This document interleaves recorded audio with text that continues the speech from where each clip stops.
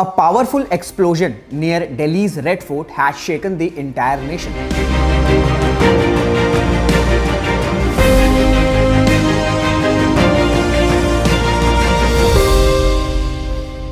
For more than 11 years, the national capital has not witnessed a blast of this nature.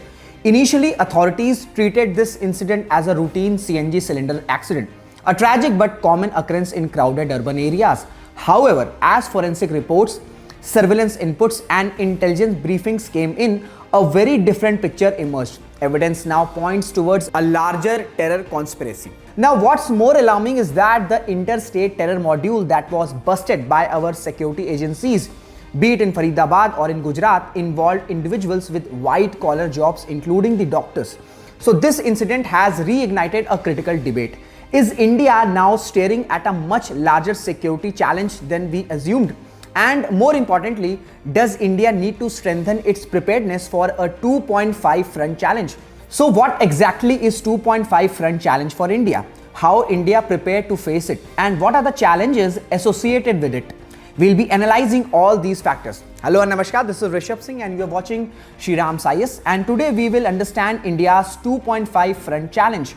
But before moving ahead in this discussion, a very important information. If you are preparing for UPSC examination and you are not able to understand how to prepare for this examination, then do not worry at all.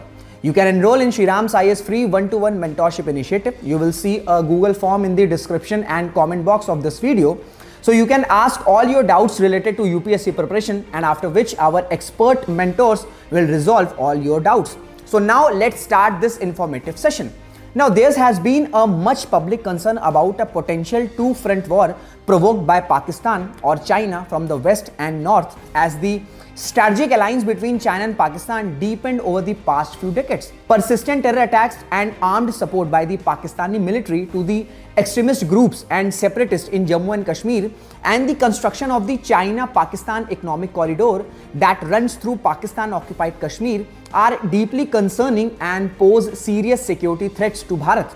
So there were many discussions and debate about the two-front war, but the concept of 2.5 front challenge was first explicitly articulated by the late General Bipin Rawat sir, India's former Chief of Defence Staff. So the two refers to external threats that India is facing, one from China and the one from Pakistan, while 0.5 refers to major internal threats that India is facing, that includes terrorism, insurgency, extremism and radicalization.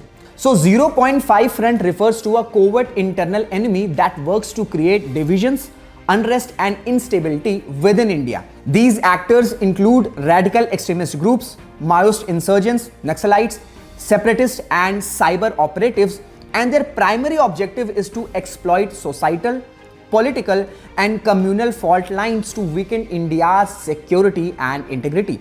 This internal front is referred to as a half because it is not a conventional battlefield, but its potential to cause disruption and weaken India's war effort is significant. According to the Manohar Parrikar Institute for Defence Studies and Analysis, the 0.5 front represents the failure of political, administrative and economic processes in certain states that allow insurgencies to take root.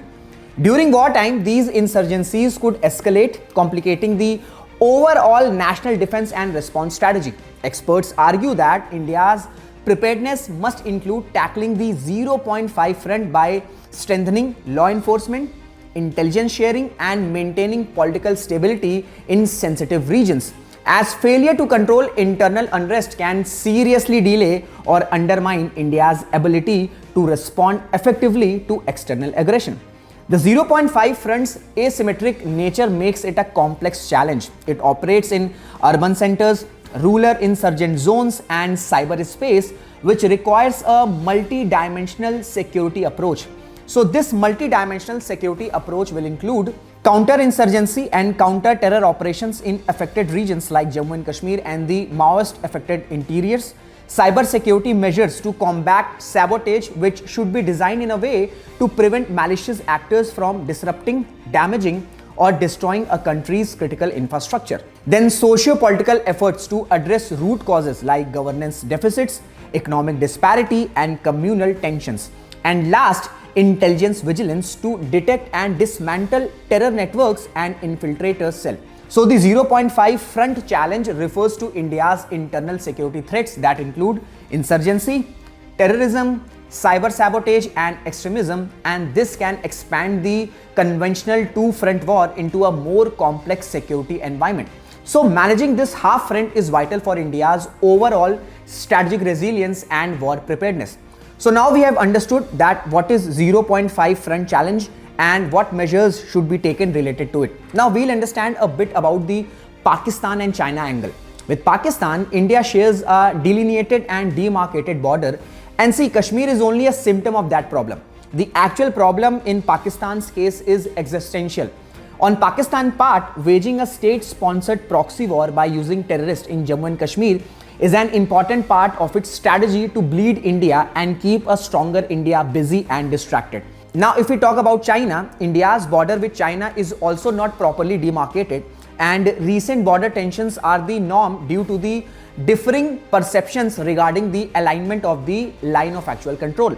Though India's approach is to mutually resolve the border issues, China is keen on leaving this for the future generation. This therefore remains a seed of possible conflict at all times.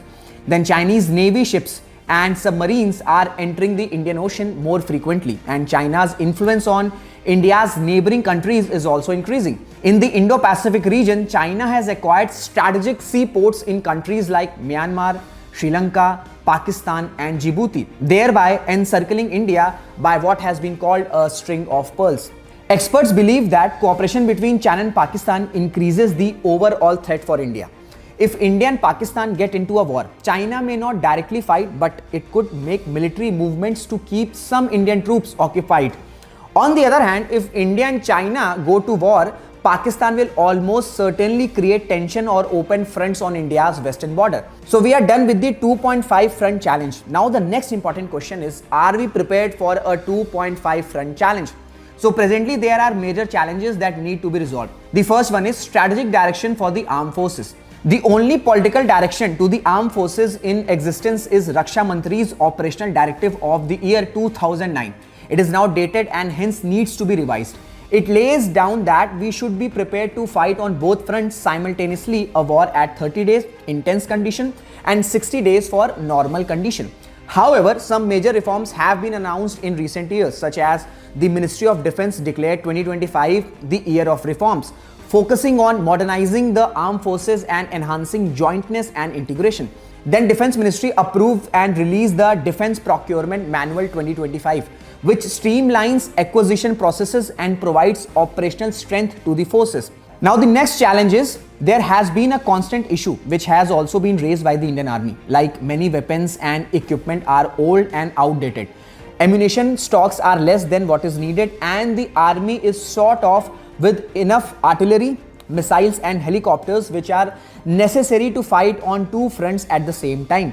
So India needs to divide their preparation based on twin approaches. The first one is what needs to be done in the immediate future, like not more than 2 to 3 years at the most. And the second one is what all must be achieved in the next 5 to 7 years, like the long-term measures.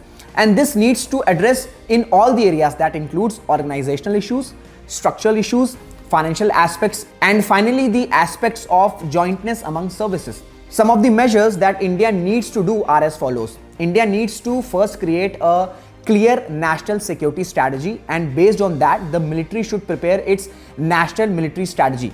The Defense Ministry must issue an updated operational directive stating that India's military preparedness should be planned for fighting a two-front war at the same time, and it should also specify how long such a war might last.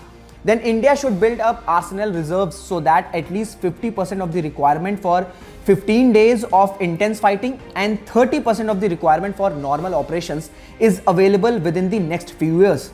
For the remaining arsenal, India should have agreements with friendly countries to supply it within 15 days of request. All military equipment and weapons should always be kept at least 70% ready for use.